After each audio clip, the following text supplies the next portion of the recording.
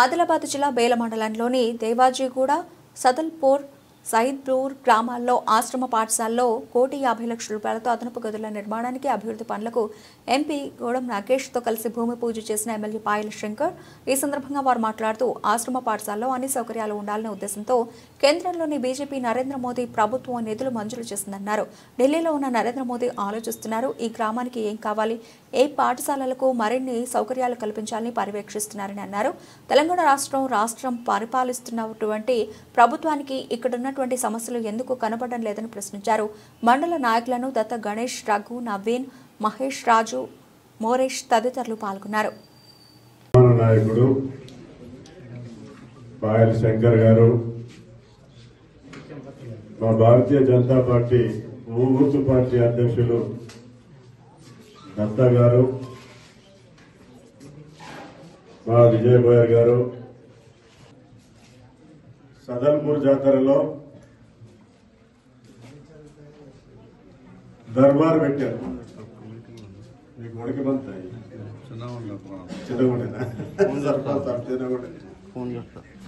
నేను వామరెడ్డి సాబ్ ఇద్దరం వచ్చినాం. అచ్చా, చాలా సార్లు వచ్చిన దర్బార్ సందర్భంలో గ్రామస్తులందరూ అడిగారు మాకు ఒక ఆశ్రమ స్కూల్ కావాలని చెప్పేసి.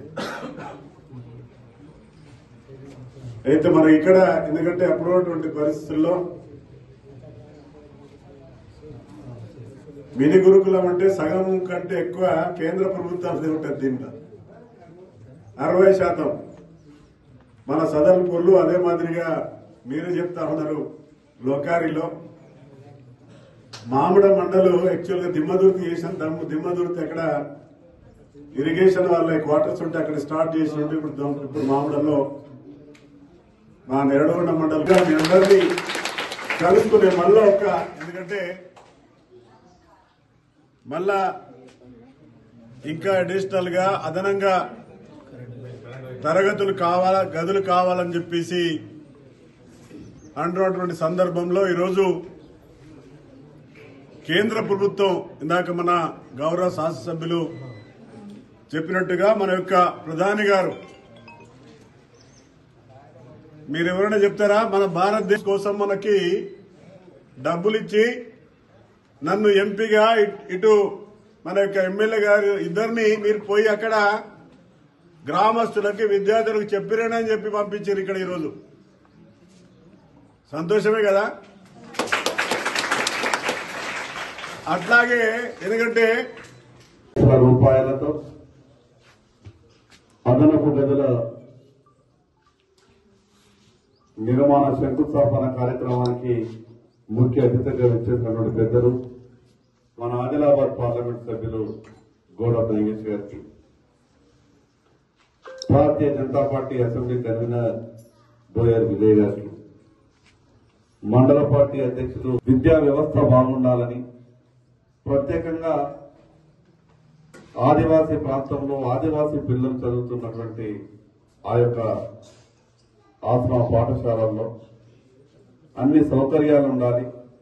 ప్రత్యేకంగా కేంద్ర ప్రభుత్వం ఒక ప్రత్యేకమైనటువంటి దృష్టితో నరేంద్ర మోడీ గారు గొప్ప ఆలోచనతో ఈ యొక్క నిధుల్ని మంజూరు చేయడం జరిగింది.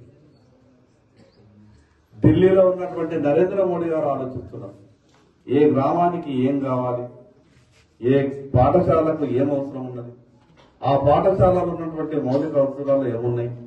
ఈ రకంగా గొప్పగా ఆలోచిస్తున్నటువంటి ప్రధానమంత్రి నరేంద్ర మోడీ గారికి ఒక్కసారి మనం కృతజ్ఞతా భావంతో చప్పట్లు కొట్టాలని. విద్యా వ్యవస్థ బాగున్నప్పుడే మిగతా అభివృద్ధి అంతా కూడా సాధ్యమవుతుంది. అభివృద్ధి అంటే కేవలం రోడ్లు వేసుకున్నంత మాత్రాన లేదా మిగతాదేదో రంగులేసుకున్నంత మాత్రాన అభివృద్ధి కాదు. ఈ సమాజం బాగుపడాలంటే, ఆ సమాజంలో ఉన్నటువంటి కుటుంబాలు బాగుపడాలంటే, ఆ కుటుంబంలో ఉన్నటువంటి పిల్లలకు సరైన రీతిలో చదువు అందిస్తే గాని సమాజం బాగుపడదు. ఒక ఇంట్లో ఒక్కరు చదువుకున్న వాళ్ళు ఉంటే ఆ కుటుంబాన్ని బాగు చేసుకునేటటువంటి అవకాశం ఉంటుంది. మరి ఇప్పటికే ఈ 10-11 సంవత్సరాలు తెలంగాణ రాష్ట్రం వచ్చిన తర్వాత ఈ రాష్ట్రంలో ఉన్నటువంటి అనేకమైనటువంటి సమస్యల పరిష్కారం అయితే అని గొప్పగా కలగదన్నాం.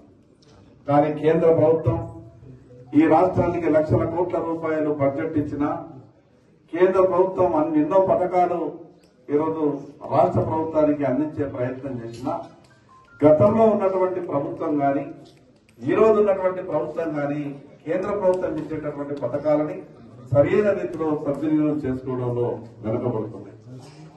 ఈరోజు ఆదివాసీ మారుమూల గ్రామాల సమస్యలు వేల కిలోమీటర్ల దూరంలో ఉన్నటువంటి నరేంద్ర మోడీ గారికి తెలుస్తున్నది.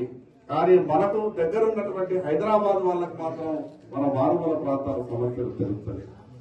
వ్యత్యాసం ఒకసారి మనం ఆలోచించాలి. దేశాన్ని పరిపాలించినటువంటి నరేంద్ర మోడీ గారికి సదల్పూర్లో సమస్యలు ఏమున్నాయో అర్థమవుతున్నాయి. కానీ రాష్ట్రాన్ని పరిపాలించినటువంటి ప్రభుత్వాలకు ఇక్కడ ఉన్నటువంటి ఈ గ్రామాలలో ఉన్నటువంటి సమస్యల్ని గుర్తించడంలో ఇంత అలసత్వం ఎందుకైతున్నది, మరి ఎందుకు ఇంత జాప్యం అవుతున్నదో మనమంతా కూడా ఒకసారి ఆలోచించాల్సిన అవసరం. మరి ఇంత గొప్పగా దేశాన్ని పరిపాలిస్తూ అంతర్జాతీయ సమస్యల్ని పరిష్కారం చేస్తూ ఈ దేశంలో ఉన్నటువంటి అన్ని సమస్యల మీద దృష్టి పెడుతున్నటువంటి నరేంద్ర మోడీ గారి పరిపాలన తీరు ఈ రాష్ట్రంలో కూడా ఆ రకమైనటువంటి పరిపాలన వచ్చినప్పుడే మిగతా సమస్యలన్నీ కూడా పరిష్కారం అయ్యేటటువంటి అవకాశం ఉంటుంది. ఎంపీ గారు పూజ చేస్తూ ఒక మాట తన మంత్రిగా ఉన్నప్పుడు ఇక్కడ ఇచ్చినటువంటి అనేకమైనటువంటి ఆదివాసీ ప్రాంతాల్లో ఆదివాసీ గూడెలలో అనేక అభివృద్ధి కార్యక్రమాలు ఇచ్చారు. మళ్ళీ తనే ఎంపీగా గెలిచిన తర్వాత ఈ యొక్క అవకాశం రావడం నిజంగా మా అదృష్టంగా భావిస్తున్నా. మీ చేతుల మీదుగా ఇటువంటి గొప్ప కార్యక్రమాలు జరగడం రేపు భవిష్యత్తులో కూడా కేంద్ర ప్రభుత్వం నుంచి అనేకమైనటువంటి నిధులు ఈ జిల్లాకు ఈ అసెంబ్లీ నియోజకవర్గానికి మండలానికి గ్రామాలకు వచ్చేటటువంటి అవకాశం ఉన్నది. కేంద్ర ప్రభుత్వం గొప్ప ఆలోచనతో ఈ దేశాన్ని పరిపాలిస్తున్నారు.